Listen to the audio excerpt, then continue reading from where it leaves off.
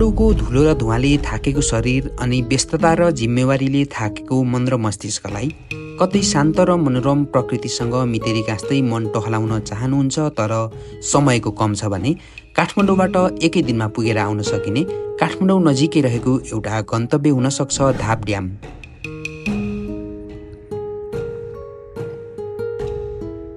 आज हामी काठमाडौँ नजिकै रहेको त्यही धाप ड्यामसम्म जाँदैछौँ।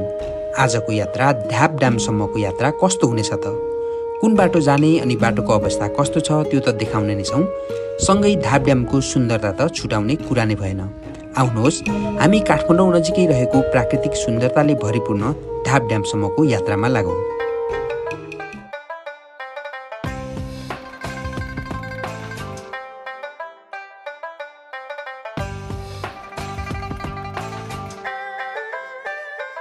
अहिले हामी काठमाडौँको कोटेश्वर एरियामा छौँ र आज हामी काठमाडौँकै गोकर्णेश्वर नगरपालिका स्थित धाप ड्याममा हामी जान लागेका छौँ।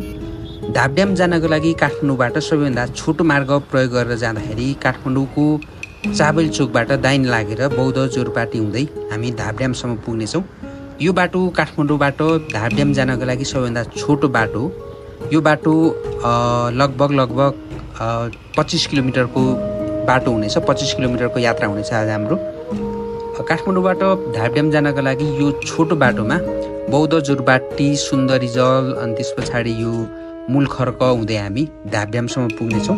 यो बाटो सवारी साधन लिएर जानको लागि अथवा हाइकिङको लागि पदयात्राको लागि पनि सबैभन्दा छोटो बाटो यही एउटा बाटो हो। हामी अरू बाटो पनि प्रयोग गरेर जान त सक्छौँ तर आज हामी छोटो बाटो भएर जान हामी लागिरहेको छौँ।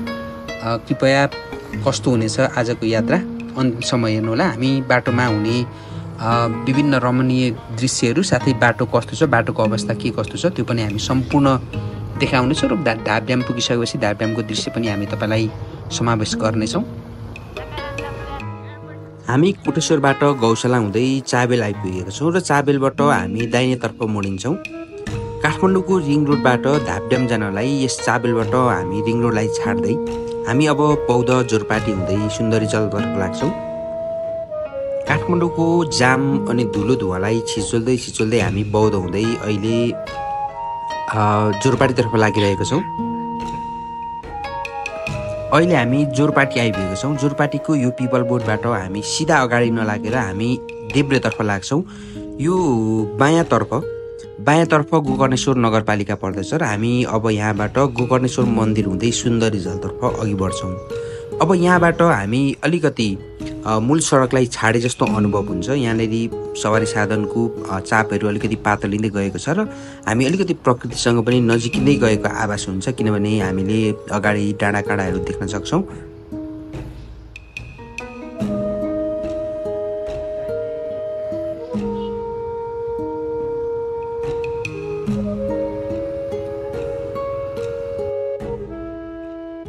अहिले हामी गोकर्णेश्वर महादेवको मन्दिर हुँदै अगाडि बढिरहेका छौँ। यही गोकर्णेश्वर महादेवको मन्दिरबाट यस नगरपालिकाको नाम गोकर्णेश्वर नगरपालिका रहन गएको हो। अब हामी सिधै अगाडि बढ्दैछौँ। हामी सुन्दरी चलतर्फ अगाडि लाग्दैछौँ।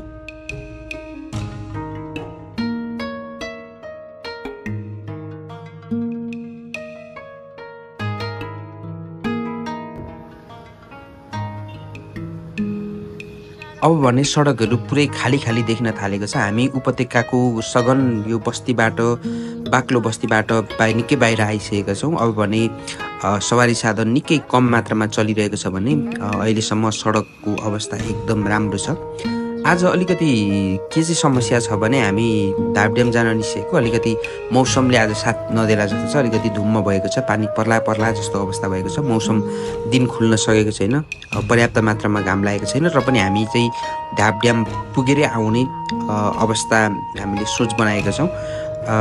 यो खुल्ला मौसममा खुल्ला दिन घाम लागेको दिनमा जस्तो राम्रो त नदेखेला तर पनि त्यहाँसम्म पुग्नेको बाटोको अवस्था र त्यहाँ पुग्न कुन बाटो प्रयोग गर्ने भन्ने कुरा हामी तपाईँलाई देखाउनेछौँ। कृपया भिडियोको अन्त्यसम्म रहनुहोला।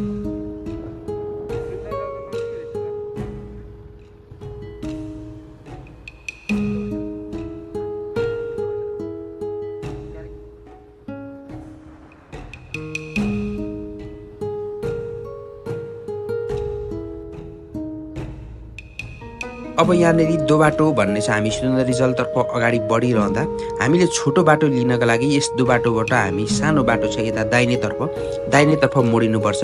यो दाहिनेतर्फ मोडिँदाखेरि हाम्रो यो सुन्दर रिजल्ट नजिकै रहेको यो शिवपुरी नागार्जुन राष्ट्रिय निकुञ्जको चेक पोस्ट हुँदै हामी अगाडि पर्ने हुन्छ। यहाँबाट हामी थोरै दायाँतर्फ लागेर सिधै ढलान बाटो अगाडि बढ्छौँ।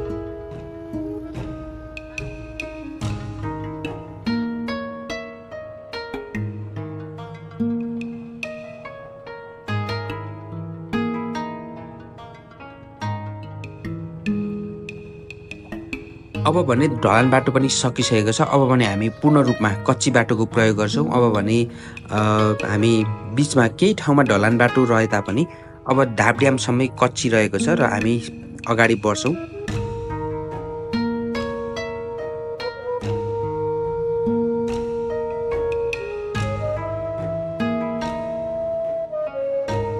अब हामी शिवपुरी नागार्जुन राष्ट्रिय निकुञ्ज परिसर क्षेत्रमा प्रवेश गर्न लागेका छौँ। यहाँनेरि नेपाली सेनाको शिवपुरी नागार्जुन राष्ट्रिय निकुञ्ज सुरक्षार्थ खटिएको एउटा चेकपोस्ट छ। यस चेकपोस्ट मार्फत हामी यस क्षेत्रमा प्रवेश गर्दाखेरि, यस राष्ट्रिय निकुञ्ज क्षेत्रमा प्रवेश गर्दाखेरि हामीले टिकट काट्नुपर्ने रहेछ। हामीले यहाँनेरि प्रति व्यक्ति मानिसको रु 100 र कुनै पनि सवारी साधन इन्ट्री गर्दाखेरि रु 150 तिर्नुपर्ने रहेछ। हामी पनि व्यक्तिको 100 र सवारी साधनको 150 गरी हामी यस क्षेत्रमा प्रवेश गर्न लागिरहेका छौँ। शिवपुरी नागार्जुन राष्ट्रिय निकुञ्ज प्रवेश गरिसकेपछि अब जङ्गलको बाटो सुरु भएको छ। अब केही समय हामी जङ्गलको बाटो कच्ची बाटो हिँड्छौँ भने यस सुरुवाती क्षेत्रमा केही ठाउँहरू ढलान गरिएको छ। यसले गर्दा अलिकति यात्रालाई सहज भएको छ। यात्रा निकै रमणीय हुन लागेको छ किनभने हामी प्रकृतिको काखमा हामी आइसकेका छौँ र शान्त छ, मनोरम छ। वरपर चराचुरुङ्गी किरा फटेङ्ग्राको आवाजहरू सुन्न सकिन्छ। बिचबिचमा खोलाहरू, पुलहरू छ। यसले गर्दा झन् सुन्दरता थपिएको छ। तपाईँ काठमाडौँबाट नजिकै हुनुहुन्छ र केही क्षणको लागि जङ्गलतिर टहलिन चाहनुहुन्छ भने यस क्षेत्रसम्म आएर केही बेर बसेर जान पनि सक्नुहुन्छ। अथवा तपाईँ अझ प्रकृतिको मनोरम दृश्यलाई चाहिँ तपाईँ निहाल्न चाहनुहुन्छ भने चाहिँ धापड्यामसम्मको यात्रामा जानुहोला, जहाँ आज हामी जाँदैछौँ। यो काठमाडौँको शिरमा रहेको धापड्याम चाहिँ खास गरी गोकर्णेश्वर नगरपालिकामा अवस्थित छ भने यो बनाउनुको उद्देश्य यो खासमा मानव निर्मित हो, यो प्राकृतिक होइन, मानव निर्मित हो। यो बनाउनुको उद्देश्य चाहिँ यो बागमती खोलामा प्रदूषण बढेको र अलिकति हिउँदा महिनामा यो सुखायाममा पानीको बहाव कम हुने भएकोले यस बागमती क्षेत्रको बहावलाई चाहिँ सधैँ एउटै राख्न र यसलाई यो प्रदूषणलाई कम गरी सफा ताजा पानी बगाउनका लागि चाहिँ यहाँनेरि एउटा यो जलाशय निर्माण गरिएको, सञ्चित गर्नको लागि। यो बर्खायाममा आकाशबाट परेको पानीलाई सञ्चित गर्ने र यो सुखायाममा चाहिँ यसलाई छाडी यो बागमती सुधार परियोजना अन्तर्गतको एउटा काम हो। यो चाहिँ निकै ठुलो परियोजना हो। यो एडिबीले सहयोग गरेर यसको अनुमानित होइन, लगभग यसको क्षमता चाहिँ 8,50,000 घनमिटर पानी चाहिँ यहाँ जम्मा गर्न सक्ने यसको क्षमता छ। यो मानव निर्मित भए तापनि एकदमै मनोरम देखिनेछ, मनोरम छ। तपाईँ यहाँ जान अवश्य पनि एकपटक जानुहोला। यहाँनेरि जानका लागि सवारी साधन छ भने पनि सवारी साधन लिएर पनि जान सक्नुहुन्छ। बाटो कच्ची छ तर पनि सामान्य तरिकाले सवारी साधनहरू जान सक्छ। तर यो खास गरेर यो छोटो बाटो प्रयोग गर्दा चाहिँ हाइकिङ ट्रेल जस्तो पदमार्ग जस्तो भएकोले अलिकति पुख्त सवारी साधन चलाउन जान्ने मानिस मात्र सवारी साधन लिएर आउनुहोला। 2 पाङ्ग्रे सवारी साधनहरू अनि अलिकति ग्राउन्ड क्लियरेन्स भएको सवारी साधनहरू लिएर आउनुहोला। भर्सक यो स्कुटरहरू लिएर नआउनुहोला किनभने खाल्डाखुल्डी ढुङ्गाहरू छ, ठोकिन सक्छ। त्यसै गरी साइकल मार्फत आउन चाहनुहुन्छ भने पनि यो बाटो उपयुक्त छ र समूहमा आउनुहोला। सकेसम्म समूहमा नआउनुहोला, समूहमा आउनुहोला, एक्लै नआउनुहोला। समूहमा 2-4 जनाको समूह मिलाएर अथवा सवारी साधनमै आउँदाखेरि पनि सकेसम्म समूहमा आउनुहोला र सकेसम्म अलिकति छिटो समय मिलाएर हिँड्नुहोला, अबेर गरेर नहिँड्नुहोला किनभने यो भनेको राष्ट्रिय निकुञ्ज क्षेत्र हो। यहाँ घना जङ्गल, एकान्त जङ्गल हामी पार गर्दै अगाडि बढ्नुपर्ने हुन्छ। तपाईँले बाटो देख्न सक्नुहुन्छ, एकदमै रमणीय स्थल छ। अब यो केही बेरको जङ्गलको यात्रापछि हामी पुग्छौँ मूलखर्क। यो मूलखर्क एकदमै काठमाडौँ नजिकै रहेको एउटा ग्रामीण परिवेशलाई प्रतिनिधित्व गर्ने, ग्रामीण परिवेशको झलक दिने एकदमै रमणीय गाउँ रहेछ। मूलखर्कमा प्रायःजसो बाटो उकालो छ, ठाडो उकालो छ, तर यहाँनिर सबै बाटोहरू प्राय ढलान गरेको हुनाले सवारी साधन चलाउनमा कुनै पनि समस्या छैन। सहजै हामी मूलखर्कको दृश्य अवलोकन गर्दै, रमणीय दृश्य अवलोकन गर्दै हामी अगाडि बढिरहेका छौँ।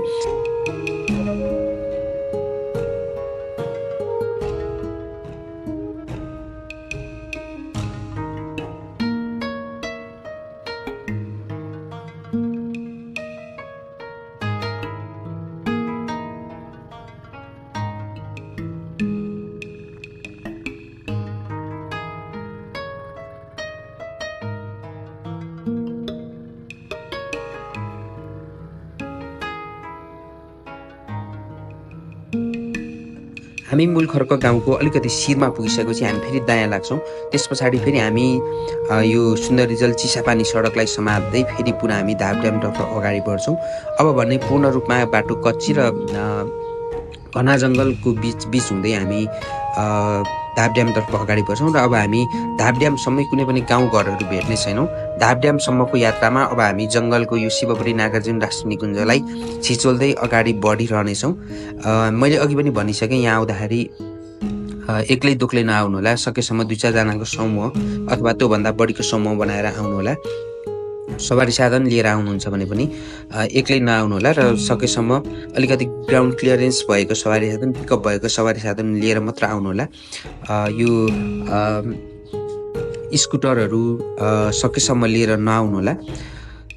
बिचबिचमा थकान लाग्न सक्छ, भोक लाग्न सक्छ, त्यसको लागि केही मात्रामा खाजा पानीको व्यवस्था आफैले बोकेर आउनु होला। तर यो राष्ट्रिय निकुञ्ज क्षेत्र भएकोले यहाँनिर प्लास्टिक जन्य पदार्थहरू, अन्य फोहोरहरू गर्न पाइँदैन, ठुलो मात्रामा आवाज निकाल्न पाइँदैन, जाँड रक्सी, चुरोट, बिडी जस्ता धुम्रपान, मद्यपानहरू सेवन गर्न पाइँदैन।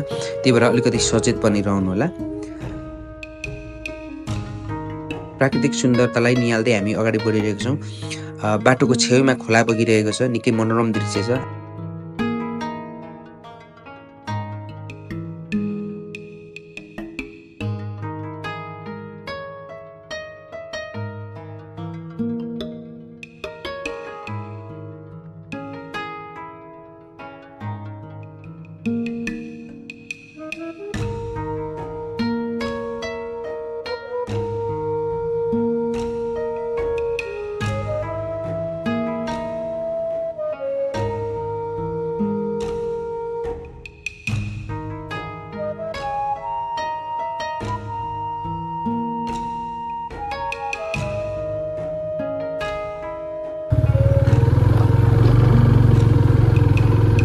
बाटो कस्तो छ दाइ? माथि ड्यामसम्म पुग्नुलाई ठिकै छ? जान्छ अब पुग्न लाग्यो ओलिम्प। अब कति छ? 1.5 किलोमिटर 10-15 मिनटमा पुग्छ।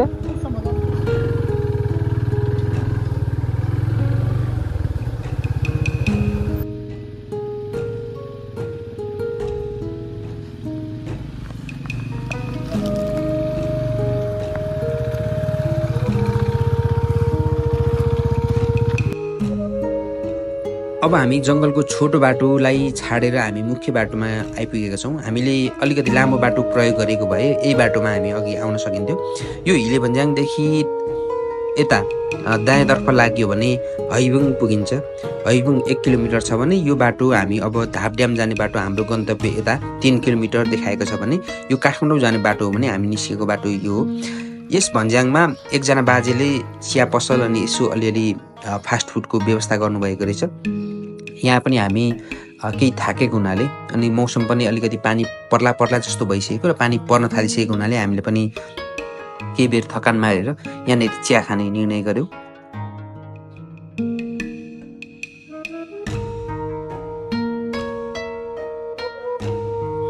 हिले भन्ज्याङमा केही बेरको थकान र चियाको चुस्कीपछि फेरि हामी हाम्रो गन्तव्यतर्फ अगाडि बढ्दैछौँ। अब यहाँबाट हामी 3 किलोमिटर यात्रा पार गरेर हाम्रो गन्तव्यस्थल धापड्याम पुग्नेछौँ। हिली भन्ज्याङबाट बाटो एकदमै राम्रो रहेको छ। यो बाटो यतिको बाटोलाई हामीले राम्रो भन्न सकिन्छ र हामी त्यही बाटोलाई हामी अगाडि बढिरहेका छौँ। अब हामी धापड्याम आइपुग्ने लागेका छौँ र हामीले हेर्न सकिन्छ यहाँनिर धापड्याममा पर्यटकहरूको अलिकति बाक्लो उपस्थिति देख्न सकिन्छ। यहाँनिर विदेशी पर्यटकहरू पनि सायद हाइकिङ गरेर आउनुभएको होला, उहाँहरू पनि हुनुहुँदो रहेछ। र अब अहिले तपाईँले अगाडि देख्न सक्नुहुन्छ धापड्यामको दृश्य देखिरहनु भएको छ। हामी तपाईँलाई त्यहाँ गएर पूर्ण रूपमा हामी दृश्य देखाउँछौँ।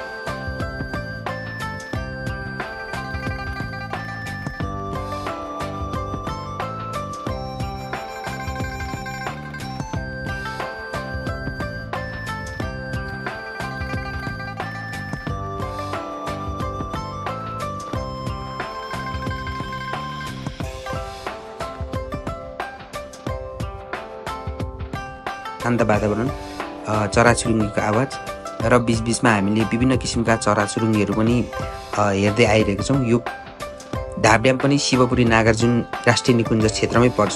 त्यही भएर राष्ट्रिय निकुञ्ज क्षेत्रमा रहेका वनस्पति, बोटबिरुवा र पशुपन्छीहरूलाई नचलाइदिनु होला। यो कानुन सम्मत तपाईँ दण्डनीय हुन सक्नुहुन्छ यसमा केही ह्रास पुर्याएको खण्डमा। मात्र तपाईँले आउने अनि सुन्दरताको, यो प्राकृतिक सुन्दरताको दृश्यावलोकन गर्ने काम मात्र गर्नुहोला। निकै रमाइलो रहेको छ।